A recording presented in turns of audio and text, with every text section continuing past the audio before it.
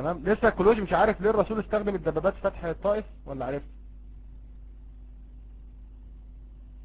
ها كولوجي، موضوع فتح الرسول للطائف بالدبابات، هل لازلت مش فاهم ايه الحكمة منه؟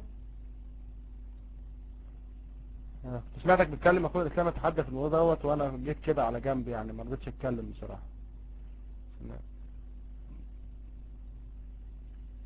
لا والله يا اخي ايمن حياك الله، يعني اخونا يعني صديقنا كلوش فعلا تحدث حول هذا الموضوع، ولكن اخونا الاسلام يتحدى يا اخي يعني افهمك في نقطة بصراحة يا كلوش، موضوع النووي عندما قال له لماذا يعني هل نبي الله ليس نبي رحمة لانه رفض ان يضرب الكفار بالنووي، واثبت لك ان المسلمين كان عندهم نووي يا كلوش. ساعتها انا لقيتك بقى ايه، سكت، قلت له لا انا ما اعرفش ان في نووي مش عارفه ايه وبتاع، وسكت او هربت بمعنى ادق يا كلوش. طب اسأل سؤالك واقول لك الحكمة، يعني نبدأ الحوار مع بعضينا لو انت ونشوف ايه الحكمة. ايه رأيك يا كولوج؟ طيب اوكي كلام جميل قوي يا كولوج. ابو فهد، طب ان شاء الله ابو فهد تسمعني ابو فهد عشان عندي فيه مشاكل، عشان لو قطعت ولا بتاع حد في الغرفة. اخي ابو فهد سامعني؟ اخي ابو فهد معلش ثواني يا كولوج، سامعني اخي؟ طب البرايفت اخي بارك الله فيك، البرايفت بارك الله فيك اخي، ها عشان اكون مشغول بقى مع صديقنا كولوج. طب كولوج المايك معاك، اتفضل نسمع منك السؤال. شكرا يا أدمن، وسلام المسيح للجميع، وحياكم الله انت يا مسلمين. شكرا لأخونا اللي بعت لي الدعوة. أنا عاوزك تجاوبني بقى، لماذا استعمل الرسول الدبابات في فتح الطائف؟ ولماذا حرق نخيل بني النضير وعنب الطائف؟ كل حقول العنب في الطائف حرقها قبل الدبابات، وحرق النخيل في بني القيقاع. عايزك تقول لي ايه الحكمة، وهل الله انزل له امر بذلك او آية بذلك؟ يا ريت تجيب لي آية او حديث يدل ان الله ايد الرسول في هذا الفعل. 3 افعال هم: حرق النخيل، حرق الكروم، استعمال الدبابات. معاك المايك. طب السلام عليكم ورحمة الله وبركاته. طب صديقنا كلوج ناخدهم نقطة نقطة ونبدأ من آخر الأول. نتحدث حول فتح الرسول للطائف بالدبابات. أوكي؟ أنا عايز أعرف من حضرتك ما هو وجه اعتراضك على أن الرسول عليه الصلاة والسلام يستخدم الدبابات؟ يعني جرت العادة مثلا يا كلوج، أنت راجل يعني عقل وأنا أعلم يعني. جرت العادة مثلا إن في مثلا قبيلتين بيتحاربوا، شعبين بيتحاربوا، كل واحد بيستخدم المعدات اللي عنده، فإيه اعتراضك عليها مثلا؟ هل مثلا كانت صناعة غربية ساعتها ولا كان إيه؟ ويا ريت لو صناعة غربية تديني دليل. المايك معاك اتفضل. هي وجه اعتراضي حاجتين: اولا صناعة غربية، وانا جبت لك الدليل بس مش حاضر قدامي دلوقتي. انا بعد في بحث ومش فاضي اطلع الدليل، لكن انا قلته قبل كده وذكره خليل عبد الكريم في كتابه، انها صناعة غربية غريبة اشتراها باموال اللي خدها من بعد فتح بني قريظة. دي حاجة. الحاجة التانية: هل تستحق الدعوة الى الدين اقتحام الطائف بالدبابات؟ امال ازاي بيقول لي لكم دينكم ولكم ولا لكم دينكم دي دينكم ولكم ديني؟ ازاي يعني استطعت عليه؟ ليه يصمم على فتحها وما عملش ليه الفعل ده مع نصارى النجران مثلا؟ قعد معاهم وعمل معاهدة. ليه هنا صمم على اقتحام الطائف؟ ليه؟ واستعمل فيها الأسلحة دي ليه؟ ما عملش ليه زي ما عمل مع نصارى نجران؟ وفين الدعوة بالحسنى؟ ليه التصميم على اقتحام الطائف؟ يا ريت تقول لي، وهات لي آية من القرآن تقول لي كده أو حديث. معاك المايك. طب السلام عليكم ورحمة الله وبركاته. صديقنا كلوج، أنا سؤالي كان محدد الله يكرمك، تمام؟ أنا بسأل حضرتك إيه الاعتراض مثلا هي صناعة غربية؟ يعني أنا مش فاهم برضو إيه القضية، ما تكون صناعة إن شاء الله جاية من القمر يعني. هل يحرم على المسلمين استعمال الصناعة الغربية؟ يعني إذا كانت هذه الدبابات صناعة غربية، أنا معاك ماشي، صناعة غربية، تمام؟ أنا كنت مذاكر المرة اللي فاتت، أنت كنت قلت إن هو كان مشتريها من قبيلة دوس، تمام؟ صحيح ولا أنا ناسي؟ أو اختلط على الأمر؟ انت قلت المرة اللي فاتت في البحث بتاعك ان انت قلت ان هو مشتريها من قبيلة دوس، صحيح؟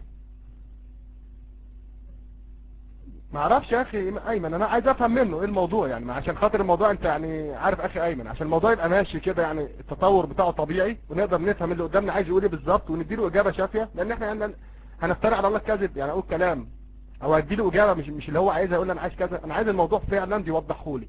ايه المشكله ان المسلمين يستخدموا الدبابات في فتح الطائف؟ كل قبيله او كل شعب يستخدم السلاح المتاح ليه، ده واحد. اتنين، ايه المشكله ان هي تكون صناعه غربيه؟ هل حرام ان انا استورد دبابات مثلا من الغرب؟ يعني اوروبا عادي في معاهدات معاها في كل حاجه من ايام رسول. المايك معاك اتفضل. طيب شكرا يا أدمن. المشكلة إنه يستعمل دبابات أو يشتري دبابات، وأنت فعلا المصدر أنت قلته صح، أنا افتكرته دلوقتي، إنه دي معركة حربية، معركة فيها هازم ومهزوم، لازم أفوز، لازم أهزم، لازم أحتل الباقي الطائف وأسبي ناسها. مش هنا، مش دعوة لدين هنا. شفت المشكلة فين؟ دي ما كانتش دعوة لدين، ده كانت معركة حربية بكل المقاييس. لما استصعد عليه الطائف استعمل كل الأسلحة، ده مشروع في المعارك الحربية فقط. زي ما أمريكا تستعمل نووي، إسرائيل تستعمل نووي، تستعمل طائرات FDM X-16، صواريخ موجهة. ده معارك حربية لست باسم الدين. لكن الرسول هنا أنت بتقول لي نشر الدين، اقتحام الطائف لنشر الدين. هذه المشكلة. حللي المعادلة دي بعد إذنك. معاك المايك. طيب السلام عليكم ورحمه الله وبركاته. طب معلش يا اخي سيف الله، بس يعني في نقطه اخيره بس عشان نبقى عاملين ارضيه للحوار، عشان يبقى الحوار عقلاني وواضح بس. تمام. دلوقتي كولوج دلوقتي، طب ليه الرسول مثلا ما ضربش نووي؟ يعني هو الموضوع حرب زي ما انت دلوقتي بتدعي ان هي مجرد حرب، وان المسلمين عايزين يكسبوا خلاص ومش نشر دين وكده. كان ممكن يضربوا نووي. ايه القضيه؟ المسلمين كانوا ممكن يضربوا الطائف نووي، الموضوع انتهى، ارادوا هذه القبيله وكلنا استريحنا. ليه بالظبط؟ زي ما انا كنت ليه؟ انا بسال ليه؟ ايه اللي خلاه؟ ده ما خلاش علينا نبي من انبياء الرحمه. سبحانك يا رب. المايك معاك اتفضل. أولا النووي لم يسمع به أحد أبدا في عهد الرسول ولا قبل الرسول. النووي أول ما استخدم في الحرب العالمية الثانية، مش حتى الأولى، ضد هيروشيما ونازاكي بس. لكن انك انت تقول كان مع ناوي وتجيب لي القصة بتاعت اللي ماتوا في الصحراء دول، ده كلام ملوش دليل. هات لي دليل علمي ودليل قرآني ودليل تاريخي يقول لي ان كان في نووي في ظهر في الوقت ده، او اذا كان انزل من السماء برضه هات لي دليل على كده. ان كان ابعته له الله من السماء طب ما كان قادر الله ان يبيد الطائف من غير اي نووي. قادر الله ان كما في بدر قال في 3000 ملاك حاربوا معايا. فليه هنا يعني النووي ومعروف تاريخيا وعلميا النووي لم يظهر الا بعد الحرب العالميه الثانيه؟ ازاي تقول لي كان من سنه 618 كان في نووي، او 440 لسنه 618 كان في نووي؟ ده كلام غريب ومحدش يقبله.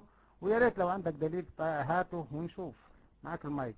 السلام عليكم ورحمه الله وبركاته. بسيطه جدا كولوج، بسيطه جدا. هثبت لحضرتك دلوقتي انت راجل يعني بتعمل ابحاث في الاسلام، يعني انت مش عادي، مش زي اي نصراني عادي يخش يسال سؤال ويمشي. لا، انت بتسال اسئله مفهومه. انا اسالك، والاحاديث النوويه سميت احاديث نوويه بناء على ايه؟ ده اكبر دليل ان النووي كان موجود. امال هي مسماه نوويه ليه؟ يعني كده من فراغ النووي مش موجود فهم قال لك لا سمي دي النووي؟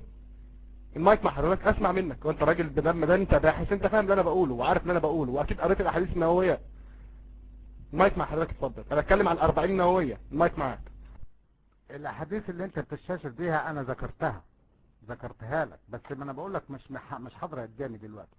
ذكرتها لك وقلت لك لست هذا دليل على وجود نووي. اللي اتضربوا في الصحراء دول، اللي ماتوا في الصحراء كان عددهم 5 على ما اعتقد. انت اذكر لي علميا وتاريخيا وقرآنيا وحديثا بأي وسيلة تقول لي في الفترة من 440 ل 618 كان يوجد على وجه الأرض نووي، على وجه الأرض كلها، مش بس في الجزيرة العربية. وبعدين لما تقول لي في الجزيرة العربية كان في نووي، انت بتناقض نفسك. انت بتقول لي كانوا ناس جاهليين وعايشين في الخمر والنساء وما فاهمينش حاجة وعبادة الأصنام. إزاي يكرمهم الله يعني قبيلة لجيز دي هي بالنووي؟ ليه يعني؟ فين الدليل ان كانت في قبيلة من الجزيرة العربية تتمتع بهذه القدرة من العلم والحكمة؟ ده ما يناقض القرآن نفسه، يناقض السيرة النبوية ان كان عصر الجاهلية سائد هناك. فانت انتبه لكلامك عشان السؤال ما يولدش سؤال. ازاي تقول لي جاهليين وازاي تقول لي كان عندهم نووي؟ او اشتروه منين؟ اذا كانت كل حدودهم الجزيرة العربية، ولما تحول طريق التجارة نعناشوا شوية، لكن ما كانوش يستعملوا الا الاساطيل البحرية، ودي كانت مسيطرة عليها الرومان والفرس. ما كانش حتى مسموح لهم حتى يركبوا حتى اسطول عربي، اسطول بيزنطي او فرسي. كانت كل السواحل مسيطرين عليها الاجانب. جابوا منين بقى؟ راح فين بعد كده؟ جاب منين واستعمل ايه؟ فيا ريت توضح اكتر. معاك المايك. طب السلام عليكم ورحمة الله وبركاته. كولوج، انا الاخوة الموجودين في الغرفة هم الحكم في اللي احنا بنقوله، والناس الموجودة اصحاب العقل هم الحكم. انا طلبت منك تفهمني ليه اسمهم الاربعين النووية. انت راجل قارئ وبتقول بتعمل ابحاث في الاسلام، تمام؟ دي واحدة. اتنين، انت كلامك سليم فعلا، العرب كانوا اهل جاهلية، مفيش وسطهم نووي. معلش اسف، المايك معاك يا كولوج، اتفضل. شكرا يا ادمن. يا اخونا كلامك ده ليس له اي دليل اطلاقا الا في الفكر. والآية 2 في سورة البقرة بتقول لك الذين يؤمنون بالغيبيات، وأنا من النوع الذي لا أؤمن بالغيبيات. دي حاجة. الحاجة الثانية إن عشان أنا عندي نووي وارضاش أستعمله، عشان أستعمل نووي علميا مطلوب مني حاجات يعني ما كانتش متوفرة. عشان أطلق قنبلة نووية أو حزمة نووية مطلوب مني أسلحة أجهزها، صواريخ محددة معينة، طائرات على نظام تكنولوجي رهيب، وهكذا. يعني مش النووي دي مش حفنة تراب اروح ماسكها بايدي واروح حادفها وخلاص. يعني انت ناسي الاشعاعات وناسي اللي حاصل في نينازاكي لغايه دلوقتي وهيروشيما من سنة 1949 لغايه دلوقتي. شوف كم سنة الحياة لم تقيم فيها حتى الان، حتى الزرع مش قادر يعيش. دي نقطة. مفيش دليل ان هو كان عنده نووي ومنع استعماله رحمة بالطائف. ولو كان عاوز يرحم الطائف ما كانش دكها بالمنازيق والدبابات، ما كانش احرق كل حدائق الكروم. لا حتى قالوا له ازاي انت تحرق الكروم دي؟ هي يعني حاجة ما لا تخطر على عقل. فرحمة فين وهو احرق كل حدائق الكروم؟ والطائف كانت معروفة اغنى منطقة في الجزيرة فيها كروم، ولذلك سميت الطائف. فانت ازاي تقول لي رحمة؟ رحمة فين بقى؟ فين الرحمة لما ما رحمش الزرع اللي بمصدر الطائف الاقتصادي؟ مصدر ده الآيات نزلت لكم في الأعناب، في النخيل والأعناب رزقا حسنا وسكرا مبينا. دي نزلت للطائف وبني قريظة. تقول لي انت رحمة؟ فين هي الرحمة؟ معاك المايك. السلام عليكم ورحمة الله وبركاته. انا برضو صديقنا كولوج المسيحي، صديقنا كولوج المسيحي الباحث في الاسلام يقول ان الاسلام ان رسول الله ضرب الطائف بالدبابات، ولما واجهناه واثبتنا له ان المسلمين كان عندهم نووي وما ضربوش بيه، تمام، واثبتنا له بيها الاحاديث الاربعين نوويه، شرحنا له بيها ان موجوده في الاحاديث الاربعين نوويه، هو لم يجيبني. هو دلوقتي اللي بيحاول يهرب دلوقتي هو صديقنا كولوج، اللي بيحاول يهرب دلوقتي هو كولوج، تمام، مش انا. يعني انا دلوقتي ما ادعيه صحيح، وده دليل بالاحاديث الاربعين النوويه، وقلت لهم ده يثبت وجود النووي. فهنسمع ناخدها ساعه اللي هو المسلول، واسمع تعقيبك يا كولوج من فضلك. المايك معاه. نعم، الله يرضى عليك اخي الحسن البصري، 40 صاروخ نووي، مش عارف، مش قنبله بتاع ده، صواريخ. المسلمين لم يستفيدوا بيها شيء، تمام؟ ليه؟ لان احنا جايين ندعو لله بالحكمه والموعظه الحسنه، تمام؟ لكن وجودهم معانا بيدلل على ان المسلمين هم فعلا اهل الرحمه. المايك معاك اخي سيف الله. حياك الله اخونا الحسن البصري، عودا حميدا اخي. طيب، السلام عليكم. السلام عليكم. هو واضح ان الحديث بدأ ياخد اساس علمي. يعني الحقيقة انا كنت بستمع وانا كنت يعني جاضع كده مميل يعني.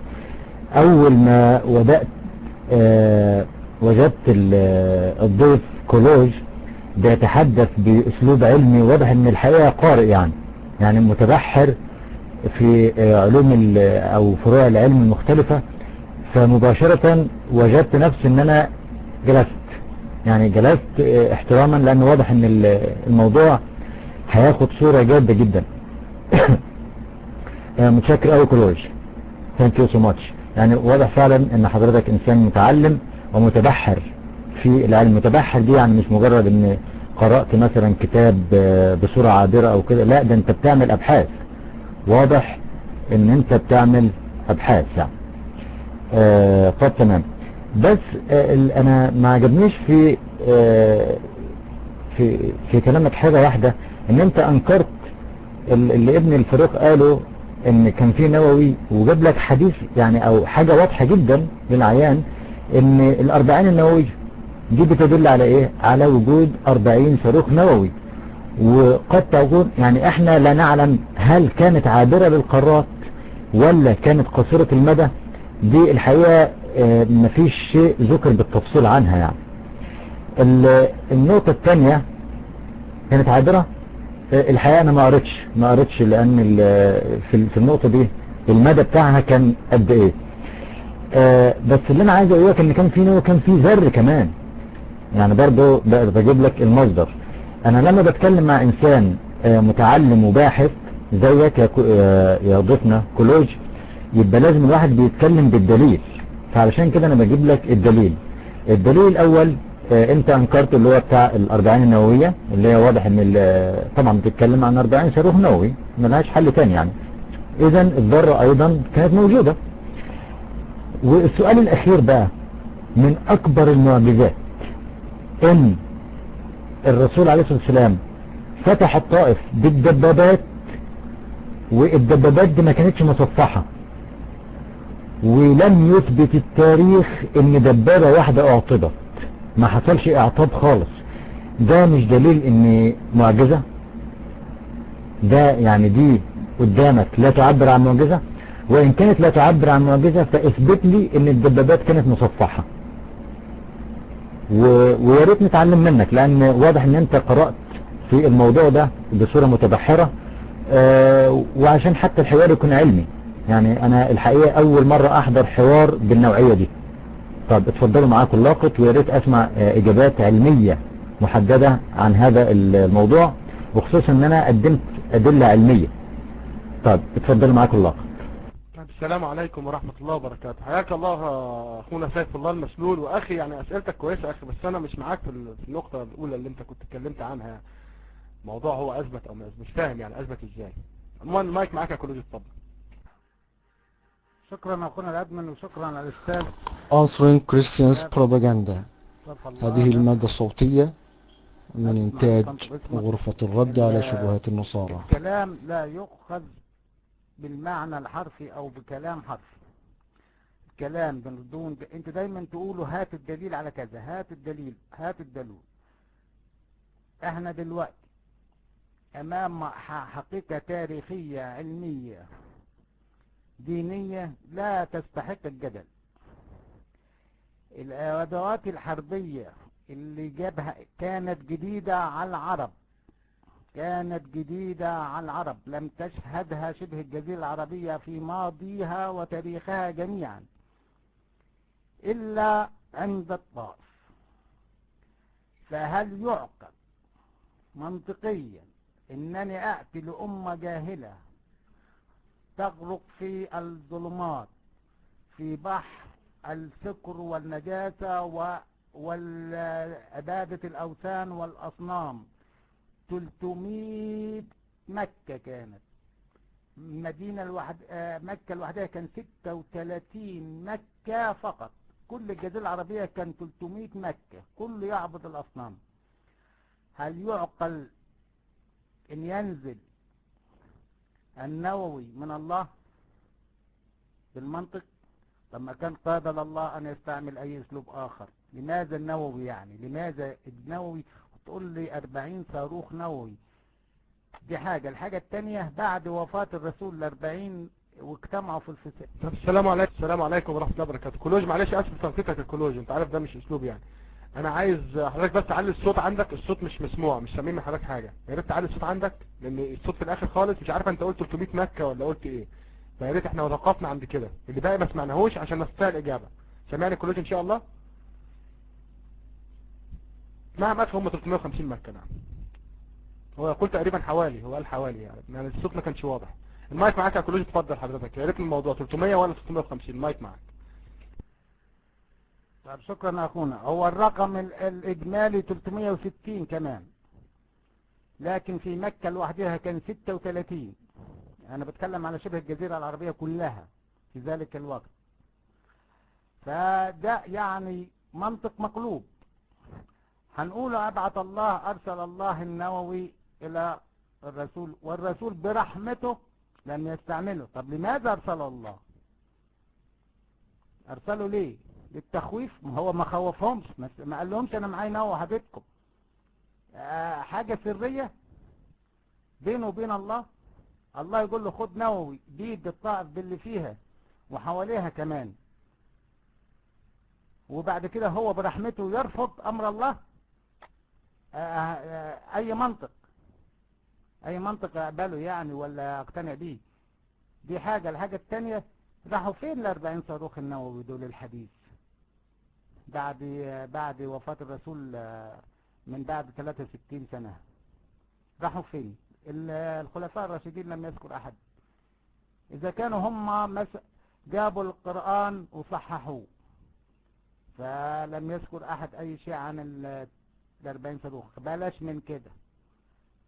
في حروب اللي ظهرت بعد كده، اول ما هجموا الروم غلبتهم في البداية، ما استعصوا عليها ان المسلمين يفتحوا الروم. ليه ما استعملوش هذه الصواريخ؟ عادوا اليها بعد كام سنة، بعد هرقل ما عمل معاهدة مع عمر بن الخطاب لدفع الجزية.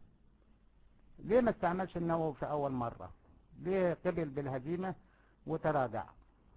فالتاريخ لا يرحم ولا يقبل مثل هذا. فياريت تدلل اكتر. حديث واحد لا يصح، وبعدين انت ما قلت السند الحديث ضعيف، مسند، صحيح، متفق عليه، اسرائيليات، ما قلت السند ايه، ورد فين بالظبط ال40 صاروخ دول. معاك المايك ويا ريت تقول لي اكتر من كده. طيب السلام عليكم ورحمة الله وبركاته. كولوج اجابة سؤالك ببساطة يا كولوج، لماذا المسلمين ليه يا اخوة مثلا في حرب الردة ما استعملوش دوت؟ اي مسلم هنا في الغرفة يجيبك، مش محتاج يكون شيخ حتى. المسلمين لم يستعملوا هذه الاشياء لان احنا من اهل السنة والجماعة، نفعل ما فعله الرسول كان عنده هذه الاسلحة لم يستخدمها، فالمسلمين لم يستخدموها. فانا بكرر لك، الاسلحة موجودة، احنا عشان اهل سنة وجماعة لم نستخدمها لان الرسول لم يستخدمها، واحنا ما بنعملش بدعة لان كل بدعة ضلالة وكل ضلالة في النار. السلام عليكم ورحمة الله وبركاته. هربت انت برضه يا كولوج من موضوع السلطان عبد التواب الخامس تمام ساعة تسليم البتاع، وانت تعلم هذا الموضوع، واعتقد ان انا لو طلبت منك السيرة الذاتية الكاملة للسلطان عبد التواب الخامس هتجيبها تمام، لكن انت عمال تلف وتدور يعني. المايك معاك اخ سيف الله، اتفضل. طيب يا اخوة، انا شايف ان احنا خرجنا من الموضوع الاصلي.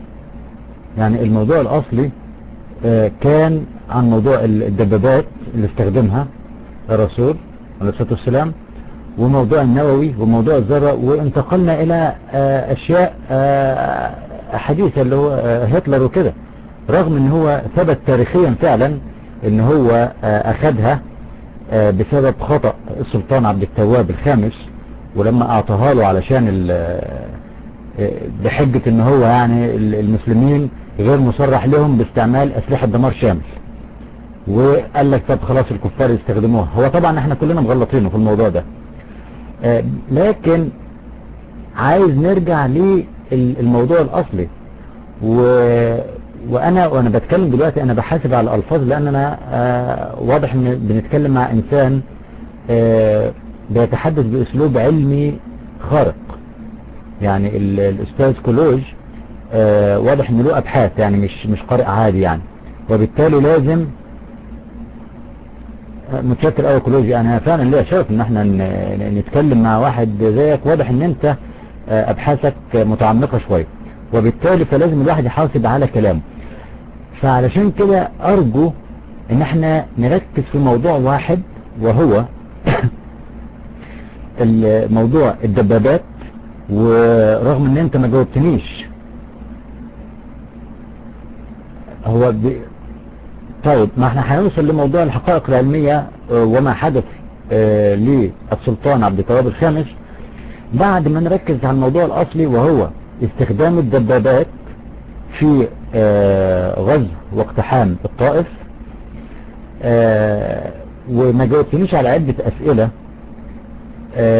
من اولها يا استاذ كلوج. طبعا دلوقتي انا لا املك بعد الاسلوب اللي انت بتتكلم بيه اللي قلنا اقول لك يا استاذ يعني. ما جاوبتنيش على ان لا يوجد دليل واحد على اعطاب دبابة من دبابات المسلمين. انت عارف اعطاب يعني ايه؟ يعني ان الدبابة فسدت، رغم ان الدبابات دي لم يثبت ان هي كانت مصفحة. يعني ده دليل على اعجاز يعني معجزة من معجزات النبي عليه الصلاة والسلام. طيب من اكبر الادلة ايضا على ان كان فيه نعم من اعجاز العلم في الدبابات، بارك الله فيك. من اكبر الادلة على ان كان فيه اسلحة نووية فعلا واسلحة متقدمة. يعني احنا فتحنا الروم ازاي، او المسلمين فتحوا بلاد الرومان ازاي؟ من خلال قراءاتك يا استاذ كروج، ألا تعلم انها فتحت بالدبابة F3؟ لان F16 ما اخترعهاش الا في العصر الحديث. اما F3 اللي هي فتحت بها حدود الرومان الشرقية بالتحديد، ولم يستخدموها اطلاقا في فتح الحدود الغربية، وده معروف.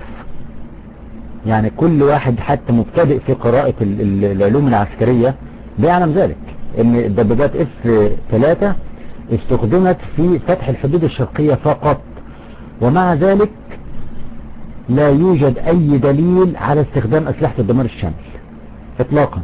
أليس هذا دليل على الرحمة اللي علمها لنا رسول الله صلى الله عليه وسلم؟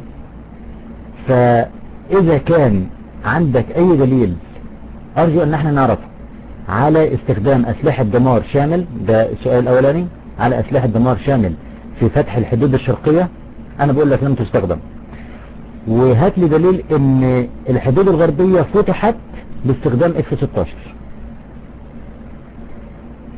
نعم.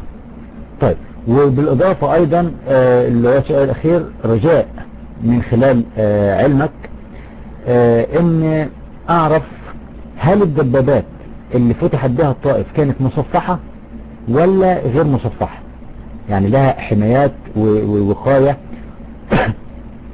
وهل كان فيه يعني استخدم فيها رادار لرؤية العدو او حاجة زي كده؟ لان هو ده الحل الوحيد، ان يبقى فيها رادار عشان يشوفوا القذائف المضادة وهي جاية يقوموا يتفادوها، لان عارفين ان هم معاهم دبابات غير مصفحة. لكن لو ما كانش الرادار موجود في الوقت ده، وايضا ما كانتش الدبابات مصفحة، اذا دي معجزة. فارجو الاجابة على هذه التساؤلات، لان فعلا انا متشوق للعلم يعني. طيب شكرا، ويا ريت نستمع للاجابة. شكرا. طب السلام عليكم ورحمة الله وبركاته. سيف الله المسؤول، بصراحة أنا مش فاهم ملتك ايه يعني. انت شوية معاه بتحييه وشوية احس ان اسئلتك فعلا تصب من منطلق اسلامي يعني. مش معلش انا اسف اخي، يعني اتهمك بشيء اخي، بس انا مش قادر استوعب يعني. يعني شايفك كده وانا مع الحق، انت مع الحق. طب حياك الله اخي، تمام، ما دمت مع الحق ان شاء الله يعني، يبقى ان شاء الله مع الاسلام يعني. تمام. هو كلوش دلوقتي لو خد المايك هيقول لك ان الدمار الشامل استخدم في الحدود الغربية فقط. تمام. هم ما يدعون ان في الحدود الشرقية ايضا اخي، ده كان زيف وزور وبهتان ولا دليل عليه. المايك معاك يا كلوش، اتفضل. شكرا يا اخونا، وشكرا للاخ السائل. شوف يا استاذنا، الموضوع الدبابات مصفحة وغير مصفحة طبعا دي هتحكمها الزمن اللي كانت فيه. انت عارف الحاجة بتتطور، اذا كانت في بدايتها فهتبقى على حالها، كانت مصفحة وغير مصفحة دي ليش المشكلة. اما عدم اعطاب اي دبابة دي دليل على المعجزة، لا. لأن أهل الطائف لم يخشوا في قتال مباشر مع الرسول، لأن كانوا متحصنين في أسوار الطائف. ولما استعصى أسوار الطائف على السيف والآلات العادية، فكر في أن يأتي بهذه الدبابات والمجانيق والدابور. ليه بقى؟ لأن كان لابد أن يجتاح الأسوار. ما هو مش بيقاتل راجل لراجل هنا، ده بيقاتل سور مبني.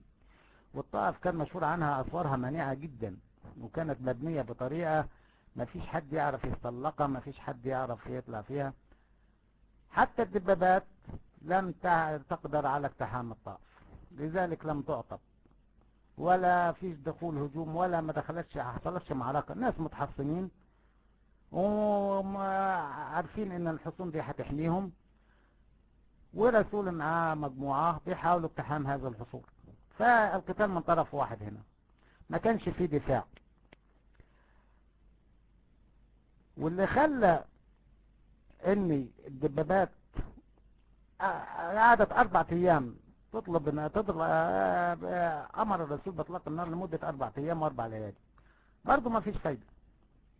كان الحل الوحيد انه يحرق القروم، وده اللي اجبر اهل الطائف على النزول من الحصون والاستسلام، خوفهم على القروم فقط. لذلك بقول لك حتى الدبابات لم تفعل في الطائف شيء.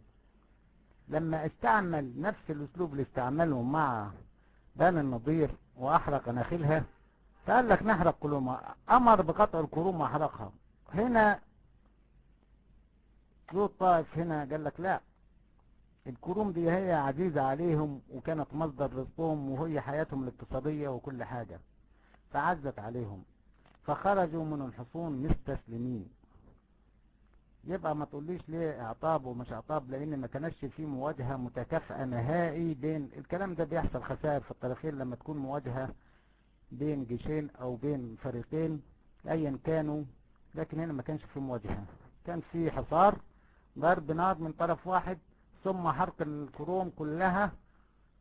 والكروم دي هي كانت بقول لك كانت الطائف كلها كروم، فكان ده عمل اذى اهل الطائف واحزنهم ان ازاي الرسول يستعمل هذا الاسلوب معهم، فلذلك استسلموا ليه وبعتوا له وفد وهزان التفاوض معه. فالرسول لم يقتحم الطائف ولم يحتلها، بل بوفد وهزان دخلها واستسلموا وعملوا معاهدتهم. وبكده صارت الطائف لما دخلها بقى بدأت عملية القتال بالسيف، القتال تحت ستار الكعبة، حرق مسجد الضرار، وهكذا حاجات كتيرة أو عملها بس بعد ما دخلها.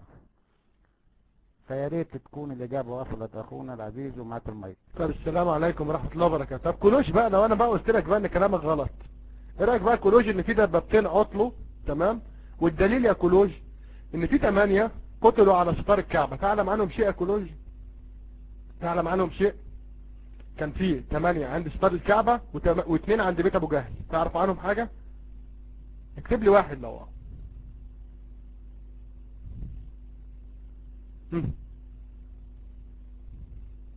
يا كلوج مش سامعك يعني.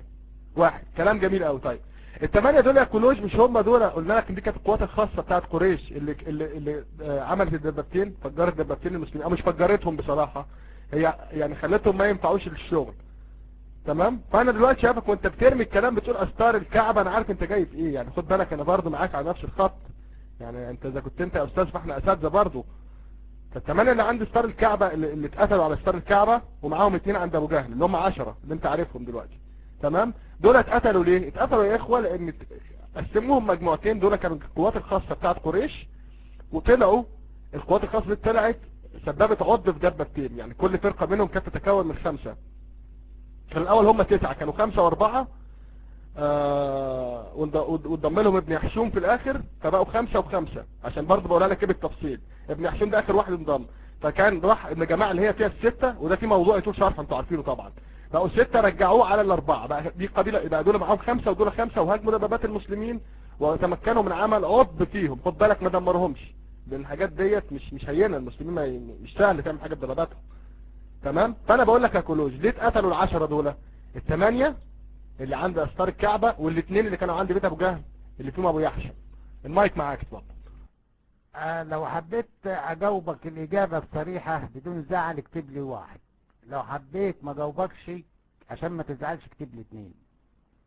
طيب يا ابن الفاروق، العشرة اللي قتلوا في تحت ستار الكعبة كانوا شعراء، وكانوا يتغنوا بالشعر ضد الرسول، وكانوا بيألفوا أشعار، فكان أهم هاجس عند الرسول الشعراء، على أساس إن كل القرآن نزل بالشعر، فكان لابد من حرقهم وقتلهم. ودول كانوا أصلا راحوا للكعبة يحتموا فيها. شوف، راحوا للكعبة يحتموا فيها، قال لك أحسن مكان أمان لينا الكعبة، لأن الرسول لا يمكن يقتل في الكعبة أو قريب منها حتى. والدليل على كده انه حرق مسجد الضرار كمان بما فيه، لان مسجد الضرار اعتبر اللي فيه كانوا منافقين ليه، كانوا مرة يقولوا معاك ومرة ضدك وهكذا. فما تقوليش غير كده، ده التاريخ وده الواقع. اما حكاية انك انت اعطاب دبابتين فلم تعطب ولا دبابة اطلاقا، اذا كان حواديت حكاها في السيرة الحلبية ابن هشام، فده ابن هشام اصلا واخد السيرة الحلبية من الكسباني، تجي بعديه. كتبها سنة كام مش السيرة الحلبية ابن هشام؟ كتبها سنة كام؟ انظر الى ما قبل ابن هشام فانت هتعرف الحقيقة صح. معاك المايك. طب السلام عليكم ورحمة الله وبركاته. يعني كولوج، يعني انت معايا ان انت قرأت اهو، انت راجل زي ما انا عارف، يعني انت راجل فعلا قرأت السيرة الحلبية لابن هشام ووجدت فيها موضوع العشرة، وان العشرة دول فجروا دبابتين. بتنكر ليه بقى؟ ده انت اللي جايب الريفرنس. السيرة الحلبية لابن هشام يا اخوة، قالها بلسانه ولا لا؟ سمعتوه ولا لا؟ قال السيرة الحلبية لابن هشام وفيها ذكر موضوع العشرة، فيها ذكر موضوع العشرة، وهو غلط قال العشرة عند الكعبة، هم 8 عند الكعبة و2 عند بيت ابو جهل. 8 عند ستار الكعبة فعلا بالظبط، و2 كانوا عند بيت ابو جهل. المايك معاك يا كولوج، اسمع تعقيبك. شوف، بالنسبة لسيرة ابن هشام انا بعتبر نصها غير حقيقي، خلي بالك يعني. وانا اول ما اثرت في البلشوك كله موضوع الدبابات يمكن تفتكر، وانا ما جبتش الدبابات من ابن هشام، لان بعتبر ابن هشام نقل من كسباني، لان كان قبليه بسنين. فابن هشام انا لما باخدش سيرته كلها كاملة او دقيقة او الى اخر مصدقة بها، لازم يعني ناخد بها، يعني لازم ناخد بها. لا، الحاجة تتفحص وترجع لكتب اخرى، هتستنتج ان فعلا الحقيقة صح. لكن قراءة كتاب واحد لا تأتيك الا برأي واحد، وعليك انك تأخذ به او ترفضه. فانا لا ضد ابن هشام ولا معاه كمان. اللي حكاية ال8 دي هما فعلا كانوا 8 وكانوا 2 بره. انا ما ذكرتش العدد ككل انه قتلوا كلهم عند ستار الكعبة، انا قلت اتقتلوا 10 ودول كانوا من افحص الشعراء. انا لو معايا دلوقتي المرجع كنت جبت لك الشعر اللي اتقال كمان، الشعر اللي اتقال كنت جبته، بس انا معايا مرجع اخر يعني بحضر فيها حاجة تانية خالص بناء على طلب اختي سعودية. فانا لو كلمتك في حاجة واخطأت في رقم ولا بتاع، انا بكلمك من الذاكرة. خلينا بقى في يعني انت وفد وهزان لماذا قدم الى الرسول وماذا تم وايه اللي فرض على الطائف واهل الطائف؟ فياريت انت تجاوبني.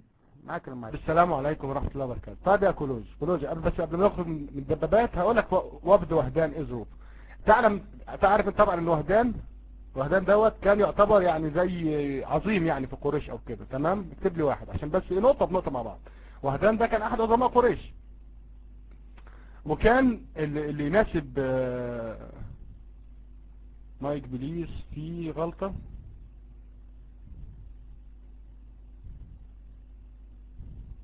هو عايز وهد فهران ولا ولا وهدان؟ فهران ولا وهدان يا كولوج؟ المايك معاك. انا اخي انا افتكرت بيتكلم فعلا، دي مالهاش علاقه بدي. المايك معاك يا كولوج، وهدان ولا فهران؟ المايك معاك. ايوه يا اخونا الادمن، وفد وهزان. واو الف اهي، واو الف زين نون فقط، ماشي هو نون بس. معاك المايك. طب هو بيتكلم عن فهد وهزان. طيب اسف. وفد وهزان، اسف. وفد وهزان، تمام. انا اقول لحضرتك انت يبقى زي ما انا بتكلم اخي الحسن البصري، انت قطعتني غلط يعني.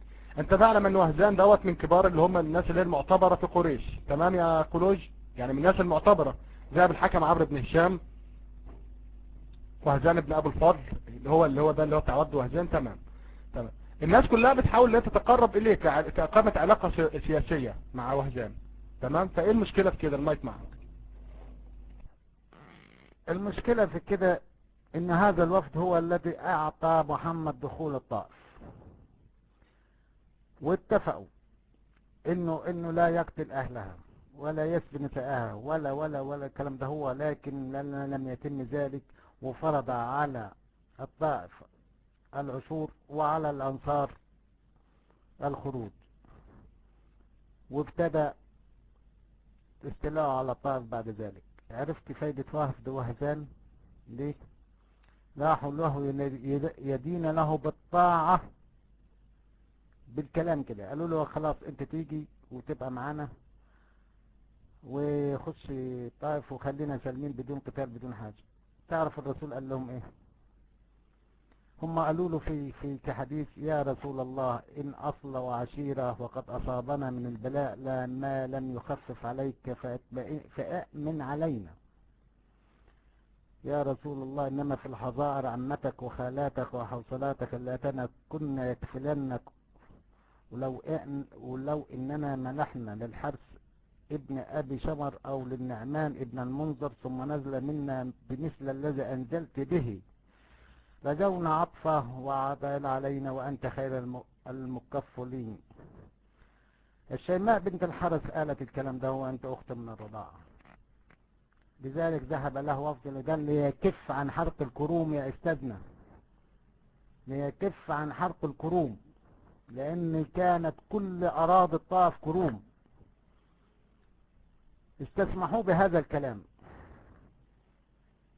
قالوا له خيرنا بين أموالنا وأكسابنا، ترد علينا نسائنا وابنائنا فهو أحب إلينا. قالوا له إلى وهزان الأبناء والنساء. كل ده حصل، لكن لم يرحم السيف المحمدي أهل الطائف. شوف نبي الرحمة الذي لم يستعمل النووي. كل الشفاعات دي هي لم ترحم أهل الطائف، وتم القضاء على من كان علنا أو سرا يناوئوا فقط، وصدر الأمر بأن تدفع الطائف جزية سنوية العشور الأرض والكروم الذي بقيت قبل الحرب، والأنصار الخروج من الأرض الخراج من الأرض. وبكده الطائف يعني لن تباد كما بادت مدن غيرها. معك المايك لو عندك اعتراض على هذا الكلام، انا هجيب لك المرجع. طب السلام عليكم ورحمة الله وبركاته. طبعا عندي واعتراض وجيه جدا يا كولوج.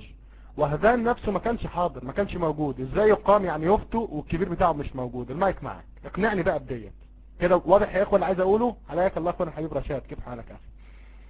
واضح يا اخوه اللي عايز اقوله؟ وهذان نفسه ما كانش حاضر الاتفاق، هيحكموها ازاي من غير كبيرهم؟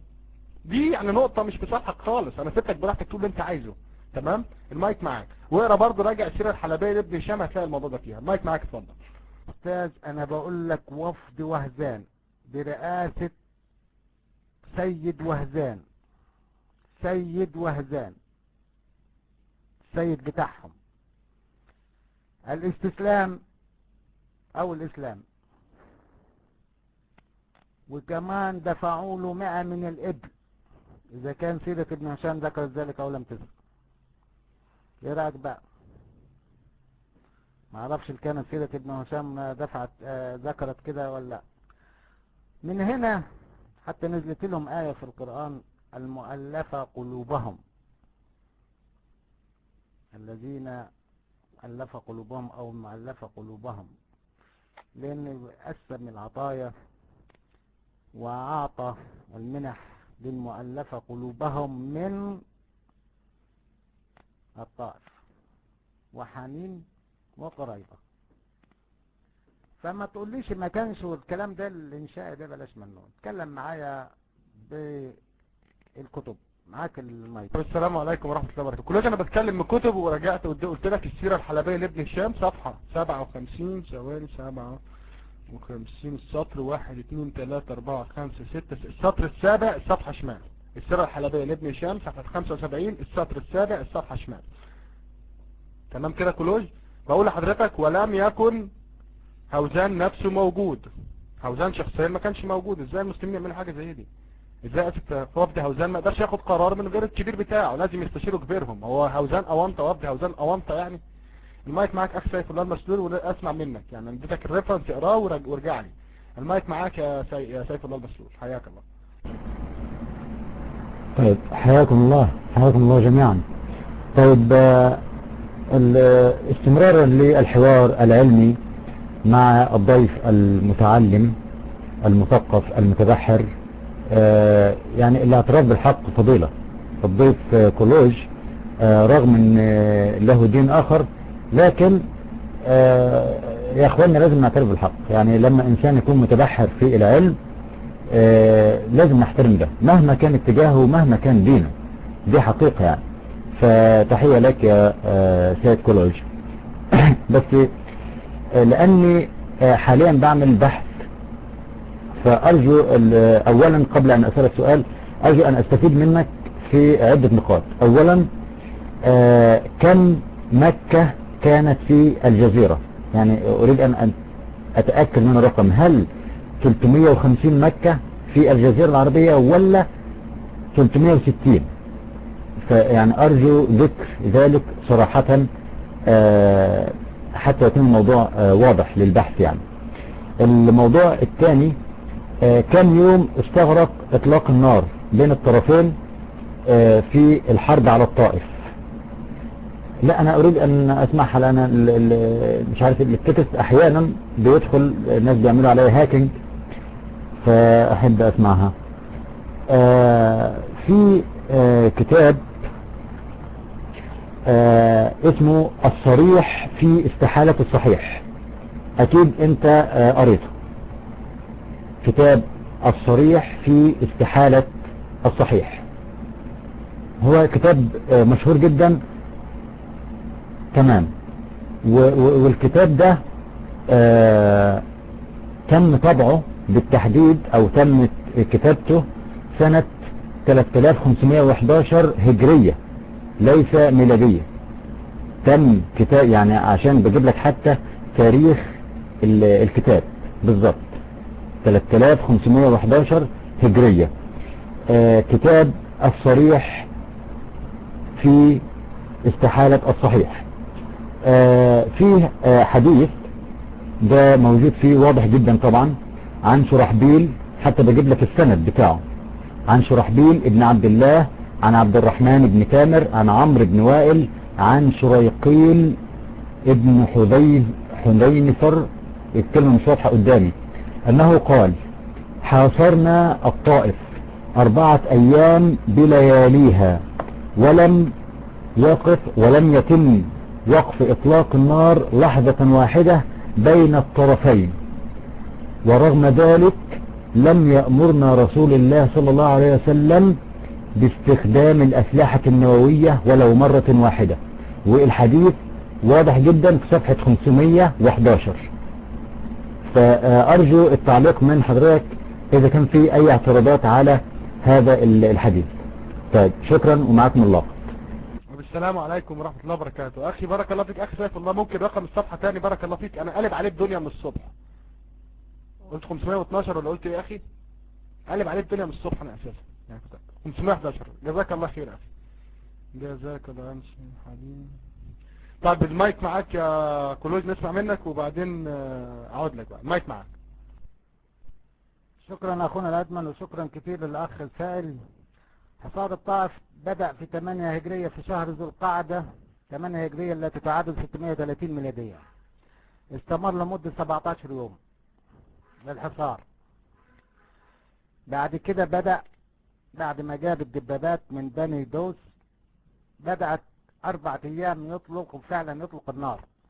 لكن اللي ورد عندك ان طلق نار متبادل، لان اهل الطائف لما يمتلكوا الا سيوف هيطلقوا نار ازاي؟ ما كانوش يعرفوا حاجة عن الدبابات دي خالص. الدبابات جت عليهم، هم متحصنين في حصونهم ومعاهم سيوفهم ومعاهم اهاليهم واموالهم، فهيطلق نار ازاي واحد مع سيف؟ فدي غلطة في المرجع اللي ذكر الكلام ده. دي حاجة. استمرت 4 أيام، بقى هنا 21 يوم. استمر 4 أيام تانية، بقى واحد كام؟ 25 يوم. لم يجد محمد وسيلة إلى اقتحام الطائف، ولم يأمر باستعمال القنابل ولا الصواريخ النووية كما ذكر كتابك، وده أنا مش بسلم بيه، لا أنا ماشي معاك. عمل إيه بعد كده؟ استعمل حيلة أخرى، وهي عتق العبيد بتوع الطائف. كل عبد قال لك أنا هعتقه، والطائف كانت مليانة عبيد بسبب كثرة مساحة الأرض، كانت أرض شائعة ومليانة كروم، فكانت تحتاج لأيدي عاملة، وكانوا العبيد يعملوا فيها. قلد العبيد، نجحت الخطة تقلبة العبيد. بعد العبيد على طول، ما جابتش يعني الكلام ده، هو كان في ذو القعدة. بعدها على طول العبيد ما جابش نتيجة 100، بس جابوا له أسرار الطائف من جوه، ليه التحصن ده والمقدرة و إلى غيره، يعني زي ما تقول جواسيس حكوا له حصون الطائف الداخلية. لم يجد طريقة أخرى إلا حرق الكروم، لنتيجة تعلق أهل الطائف بالكروم. ويعني ما كانوش متعلقين بس، كان يعشقوا زي ما كان يعشق الأرض. يقول لك الإنسان في الله يعشق الأرض، هو كان يعشق الكروم والأرض، لأن مصدر رزقه الوحيد، وكانت تدر عليه ربح يعني يفوق الوصف. وكانت لما تحولت القوافل التجارية من طريق الساحلي إلى مرورا بمكة ومريم، أو مكة بقت مركز القوافل التجارية بين على حضارة في بلاد الشام وحضارة عدن في حضرموت، كانت الطائف ده هو خدت مركز كبير جدا، لأن كانت تأتي ناس غير عرب، يعني يفضلوا الكروم طبعا والنبيذ والخمر، مع انه كان موجود ده من زمان، بس عمل رواج كتير للسلعة دي. فمن هنا تعلق اهل الطائف بالكروم وبالنبيذ. استعمل حيلة حرق الكروم، وهو ده الاكبر الطائف على اهل الطائف على الخروج من الحصون، وليس اقتحامها وليس هدمها. لذلك حصون الطائف استمرت الى، يمكن في حصون لغايه دلوقتي حاصله دلوقتي موجوده حاليا. فما كانش في اقتحام، ولا كان كله حصار في حصار. ادي فكره، ادي حصار الطائف. اي كلام تاني غير كده انا لا اخد به، لاني انا رجعت في الكتب دي هي لاكثر من مرجع. زي ما قلت لك سيرة ابن هشام انا باخد حاجات لما الاقيها لها مصادر تانية مؤيدة وهكذا. فانا رجعت لحصار الطائف في اكثر من مرجع، وانتهيت لهذه النتيجة. غير كده تقول لي دبابة نووي مش نووي والكلام ده، هو ده اللي اجبر الطائف على الخروج، حرق القرون فقط. ومعاك المية. السلام عليكم ورحمة الله وبركاته. مش عارف كلوج انت بتهرب ليه من السؤال؟ اخونا شايف الله، هو سألك سؤال بسيط: كم يوم ظل اطلاق النار ما بين المسلمين؟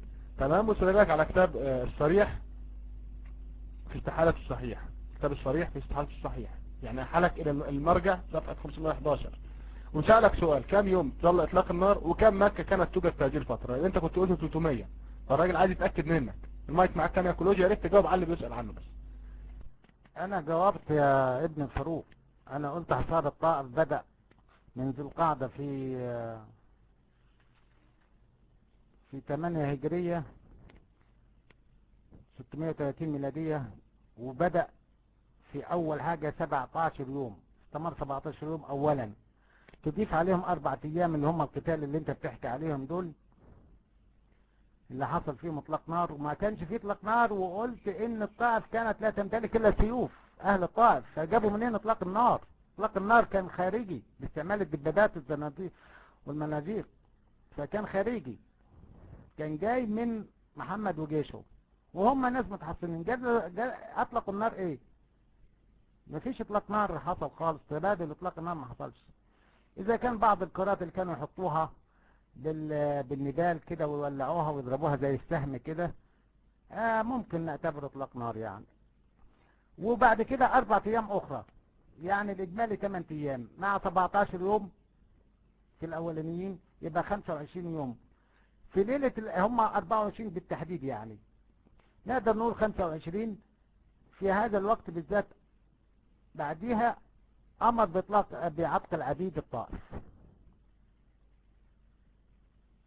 استمر الوضع ده، هو برضه ما جابش نتيجة. اجمالي فترة حصاد الطائف كلها 27 يوم، كلها من بدايتها بالاربع ايام والاربع ايام وال17 يوم وهكذا، وعتق العبيد وتسليم وفد وهزان، كله كان 27 يوم. فانا جاوبتك لتاني مرة ومعاك المايك. طب السلام عليكم ورحمة الله وبركاته. طب ما تقراش تكست ليه يا كلوج؟ اخونا سيف الله سألك في كام مكة؟ انت كنت قلت 300، كنت قلت كان في 300 مكة. انا فاكر الكلمة يعني خرمت ودني. المايك معاك، نسمع منك تاني لان لقيتك على التكست كتبت رقم تاني خالص. المايك معاك. انا نسيت اجاوب على السؤال ده، معلش. انا كتبتها له 360 قال انا عاوز صوت. مكة الجزيرة العربية كلها كانت 360 كعبة، في مكة وحديها كان 36 كعبة. وسبب كثرة ال 36 دول في مكة لوحديها، كانوا التجار لما يجوا يجيبوا معاهم آلهتهم. فقصة ابن كلاب الجد الأكبر للرسول كان عمل حيلة واستعمل وخد مفاتيح مكة من غسان، وساعتها زجاج خمر وسهر، حتى طلع المثل اللي يقول لك الجزيرة العربية بدأت تقول أخسر من غسان ما تلاقيش صفقة. فقال لهم عشان ياخد فلوس بقى، هاتوا الآلهة بتاعتكم دي التماثيل وحطوها عندي في الكعبة، وانتوا كده كده هتيجوا في رحلة الشتاء والصيف، بدل ما تشيلوها وتودوها وتجيبوها. فكانت فكرة كويسة جدا من قصة ابن كلاب، وهو الجد الأكبر للرسول. وفعلا بدأت مكة تزدخر بالتماثيل والأوثان، وصل عددهم اللي ليهم وزن يعني 36 تمثال كشفعاء للتجار وأصحاب التجارة.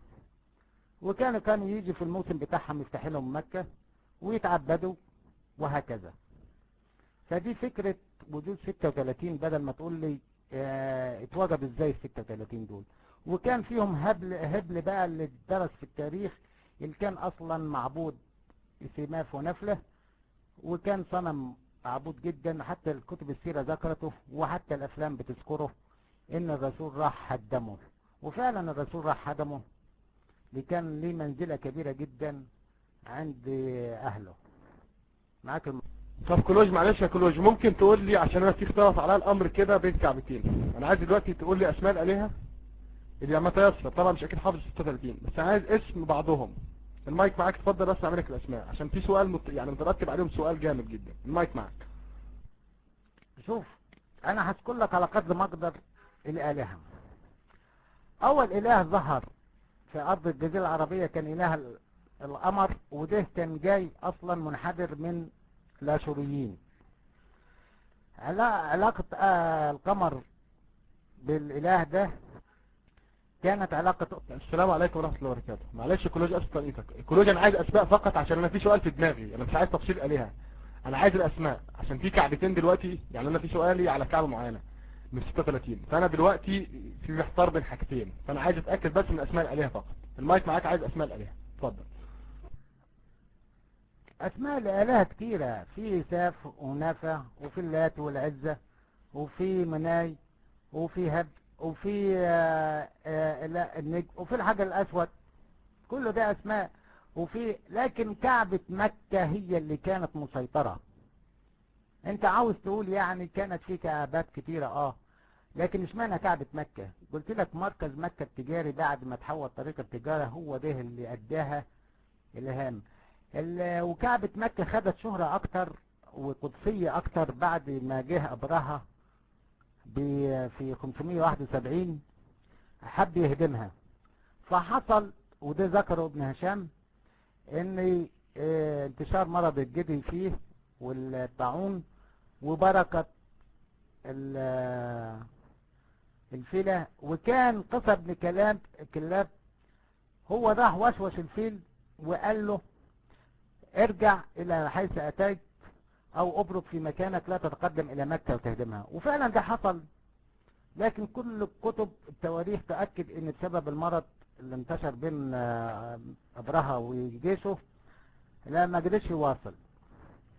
فاعتقدوا ان الآلهة دافعت عن مكة، وطلعت بيوت الشعر تمجد قصة وتمجد كعبة مكة، وخدت قدسية كبيرة جدا من بعد 501 كان ده عن الفيل اللي ورد فيه الرسول.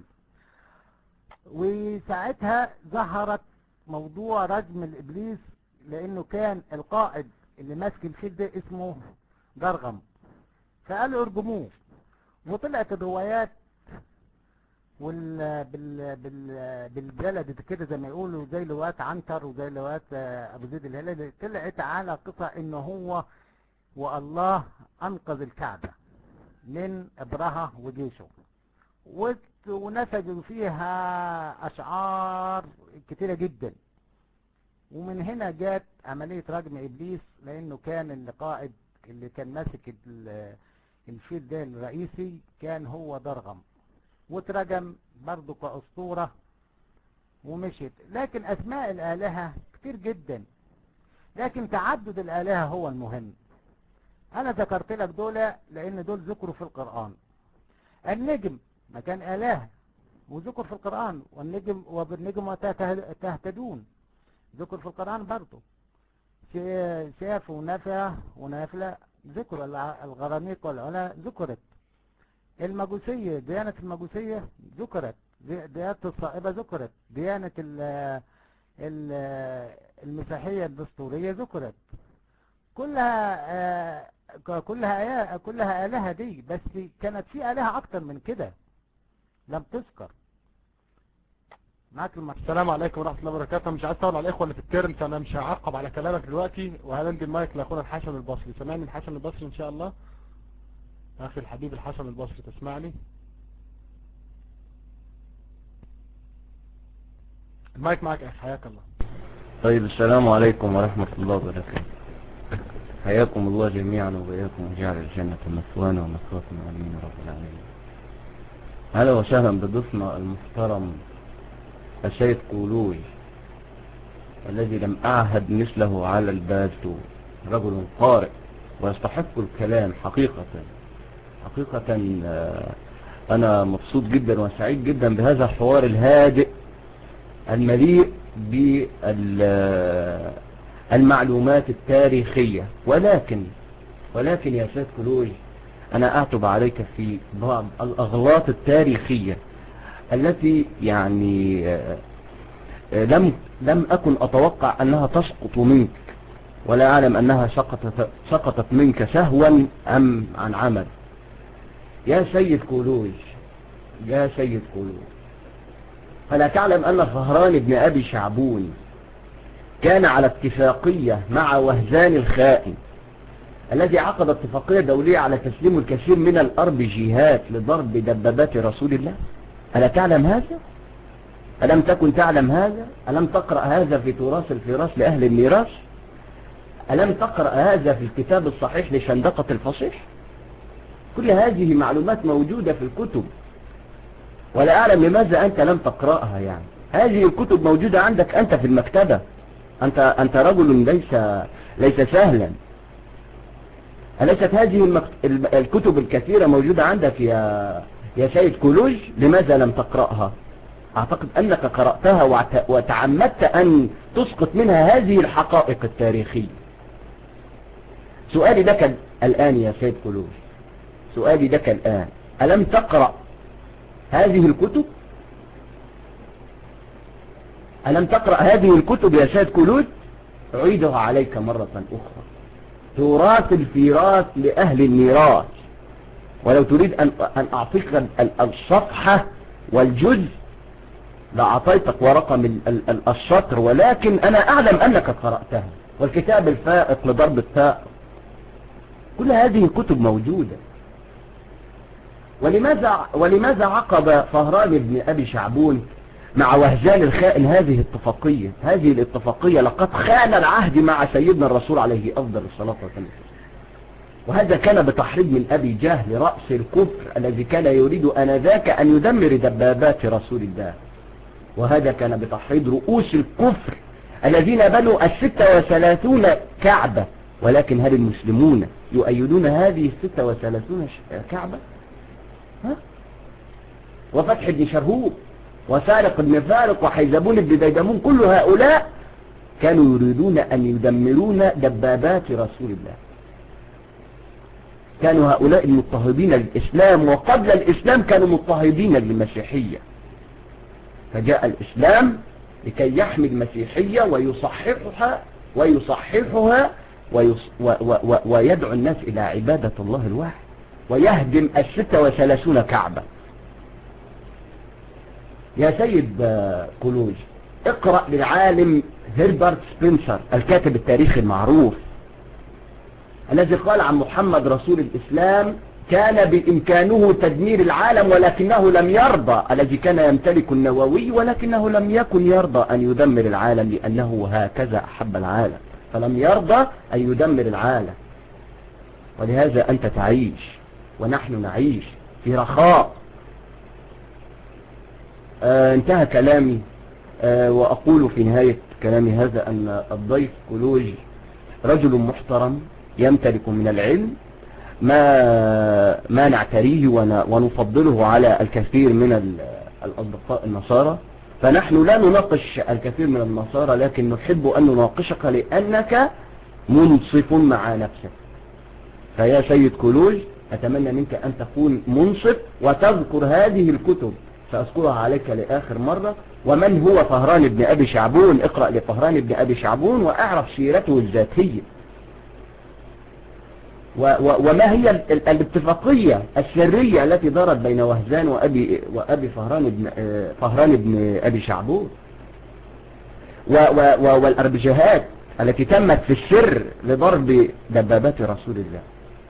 هؤلاء يا إخوة تستطيعون أن تقرأوا هذه المعلومات في تراث الفراث لأهل الميراث، والكتاب الصحيح لشندقة الفصيح، والكتاب الفائق لضرب الطاق.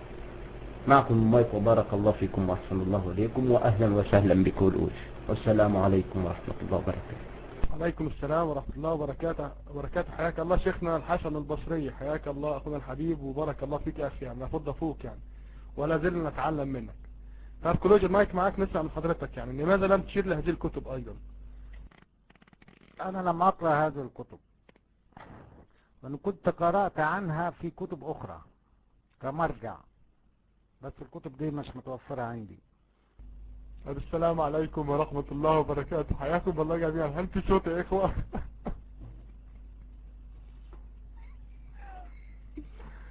خيرك كلوج.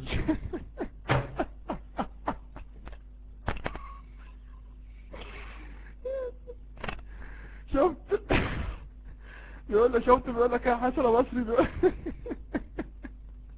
قال لك وإن كنت قرأت عنها كمراجع في كتب أخرى. لا لو جيت أنا مش قادر أكمل خلاص. لا حرام يا جماعة، إحنا النهاردة كده اللي عملوه كتير قوي. 36 كعبة في مكة لوحدها. مكة يمكن ما أعتقدش كان فيها 36 بيت. ده إخوة نموذج للنصارى، وده الجزء الأول يا إخوة من تسجيل مع كلوج. ده الجزء الأول من تسجيل كان مع فرق الإسلام يتحدى. فأنا ما صدقت جه النهارده، فقلت إيه، بقول له الدبابات بحسبه بقى سمع التسجيل وخلاص بقى اتعظ. ترى لسه يعيش في دور الدبابات والأسلحة النووية التي أعطاها عبد التواب الخامس لهتلر. المايك معاك أخ سيف الله.